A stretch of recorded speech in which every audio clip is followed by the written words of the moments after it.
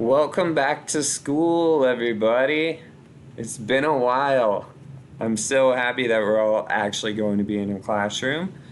I am your English 3-4 teacher, and I'm going to describe some of what to expect before you get on campus. My name is Kyle Van Buskirk. You can call me Kyle.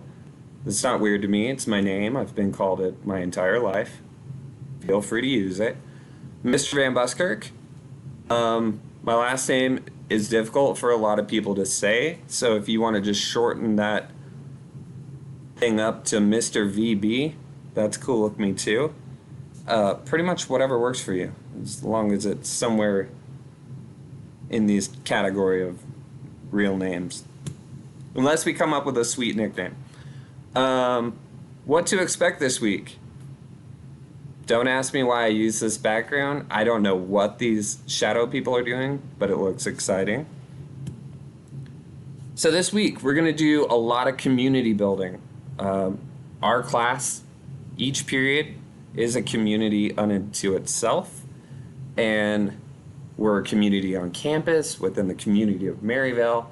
So I want us to be a strong community that has each other's backs, knows about each other, wants to lift everybody up, positive, safe place to be.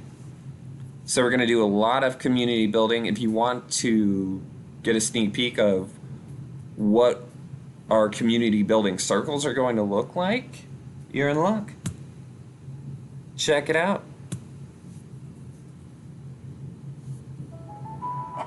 Building circle, we bring students and staff together in a circle and provide prompts to encourage them to learn more about each other.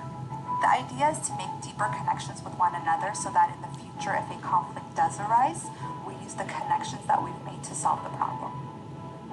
It gives students an opportunity to have a voice, and it gives insight to the teacher and to other students about the human behind the student.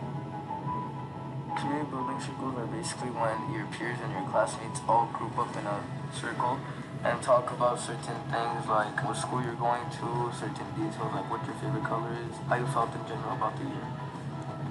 Doing community building circles, you're really working on teaching them kindness, empathy, even like some leadership skills. So through the work of keeping this community building circle, you're teaching them life skills and actually working on their social emotional learning as well. You're not involved in the circles. You're kind of like a stranger, like no one really knows much about you. You're just there. But when they know about you, it makes it easier to work with you because now you're not a stranger. You're more like a friend. I got to learn that I shouldn't be as shy as I usually am, and I can be more outgoing. I'm more outgoing than I used to be. It really is something very new and different, and even the most hesitant teachers and staff members who started in this process have seen the fruits of it. I would say because of community building circles, more of our teachers feel a deeper connection with their classrooms than just being the deliverer of academic instruction. They have a personal connection with their students. Because of community building circles, students have really learned to accept one another, and it has allowed teachers to understand students in ways that they probably would have never understood them when just teaching academics. So that's what community circles will look like. We're going to be using those a lot in the first week, but we will be doing community building circles every week throughout the school year. We're also going to use these community circles to create reasonable classroom expectations together.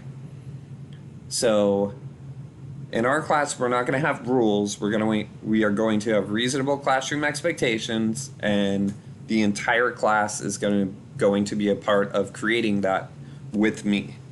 We're going to do it together as a team. We're also going to do a technology review. I know that most of you, I would guess, have been doing education online. But with that being said, I still want to do a quick review, make sure everyone knows how to navigate Microsoft Teams, knows how to turn in assignments, knows how to email through Outlook, knows how to use Word, knows how to check all their info on Student View, because you will be using all of that throughout the year. I'm going to have you complete, and I will complete one myself to share with you, student interest inventory. This is basically a survey of about a dozen questions that will allow me to get to know you better.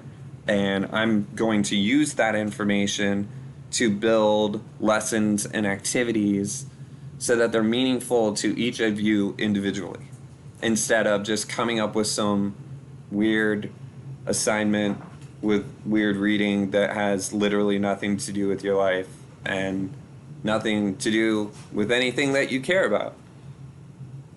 Because that is dumb. And we work smarter in our class. So if things aren't meaningful, let me know. Give me ideas. Because I definitely don't know everything. So I look forward to crafting lessons and activities that really get you involved and are meaningful to your life. And then this final page, the cutest picture of a cat running through a field you've ever seen. I just thought it was cute, so I threw it in. But seriously, I can't wait to meet you. I don't want to give you too much information about me because I want you to learn about me at the same time I'm learning about you. But I'll give you a little sneak peek, little info on Mr. VB. It is my first year teaching. So you are my first class. I will remember you forever regardless of what you do, just because you're my first class. So I am seriously so excited to meet you. And I hope you come into class excited too. I'll see you all on Monday. All right, see you there.